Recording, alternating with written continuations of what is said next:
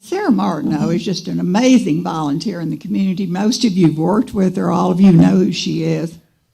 And she's chaired the Crystal Charity Ball and the Meadows Museum of the Arts Executive Committee at SMU, and she's a life member of the UT Dallas Development Board. She was elected Sustainer of the Year of the Junior League of Dallas, and on and on. But I want to say what she's done for Callier. She has meant so much to this board. She and several others thought of this luncheon, and it's highly successful, as you can see today. This is the third year, and I don't know where you're going to expand, because it's so much fun to have it in this room and all that. Well, that's your problem. Okay. I butt in on everybody else's, but I'm going to let you have that one by yourself, because this is just cozy and fun and everything. But but Sara is just amazing. Her good friend and mine too, Linda Custer, just said everybody wants Sara because she's so organized and she's detailed oriented. I wouldn't know a detail if I passed it in the hall. Can't stand details. But you've got to have people like Sara and Linda who are very detailed oriented. But I'm going to end with what David Martineau just handed me a letter that I had written Sara 20 years ago. And it's as pertinent. I'm so flattered when people save letters. I save everybody's letters. So anyway, I'm going to end with this because it's as pertinent as it was when I wrote it 20 years ago. I said, "You're the perfect example of what the best in a young Dallas woman stands for. Beautiful, charming, active, and one who is making her life count." And I can say that today and 10 years from now. But thank you for what you've done for Callier and everything else. So you come, and then my better half's going to give you the award.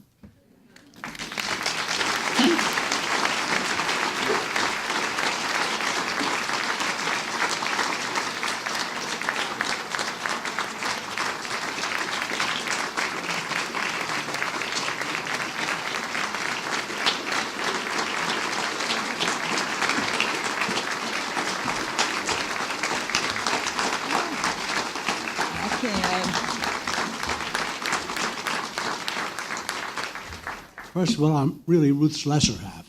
It's a great pleasure to give you this, Sara. You have earned it beyond measure, and your contributions are also beyond measure.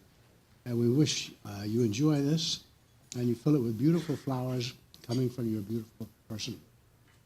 Thank you, Ken. Oh, my goodness. Thank you, Ken. And thank you, all of Callier, for this award. And Ruth, thank you for those very generous remarks. I only wish my mother was here, but she's not. But my husband, David, is, and my sister, Carolyn, is, and our daughter, Maria, and her husband, Kip, are, and our son, David, and his wife, Allie, are. So I am very appreciative for all of them being here, and also to each of you for being here. I must add my thanks to our dear friends, Sissy Cullum and Betsy Cullum, for their leadership today. They have spent many months ensuring that this luncheon would be beautiful and successful, and I must say they achieved both. So thank you both for your tireless efforts. I am certainly humbled to receive this award named for two very esteemed people in Dallas, as well as Dallas icons. I tell Ruth just about every time I see her that Dallas doesn't run without her. And most of you in this audience know Ruth as I do, and I'm sure you would all agree with me that Dallas does not run without Ruth Altshuler. Ken has been a loyal and stalwart board member and a very integral board member of the Callier Foundation Board for many years. And as you just heard, they established together the Ken and Ruth and Ken Altshuler Callier Cares Award, which Callier Cares Fund, which affords opportunities for those to receive treatment at Callier who otherwise would not be able to. When I joined the Callier board in 1994, as a result of the Crystal Charity Ball funding Callier's cochlear implant program in 1993.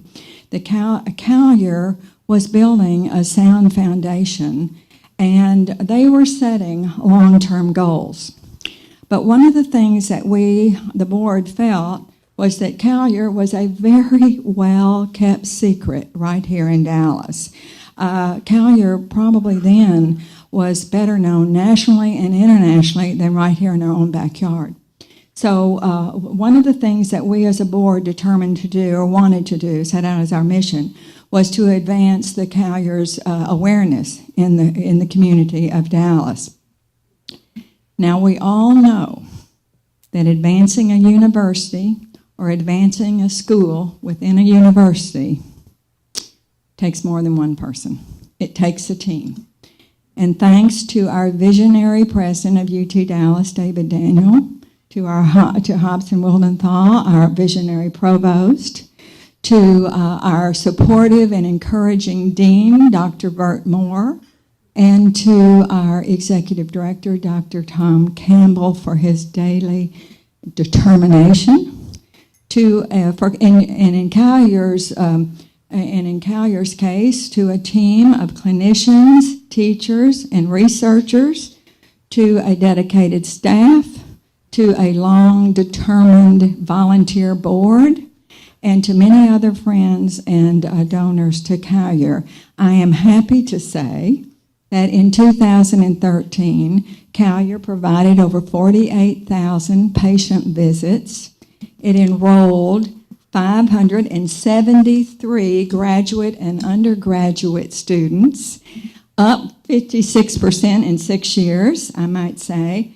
And also, Callier was ranked by U.S. News and World Report as their programs third in the nation in audiology and 11th in the nation in speech-language pathology. So that's pretty good.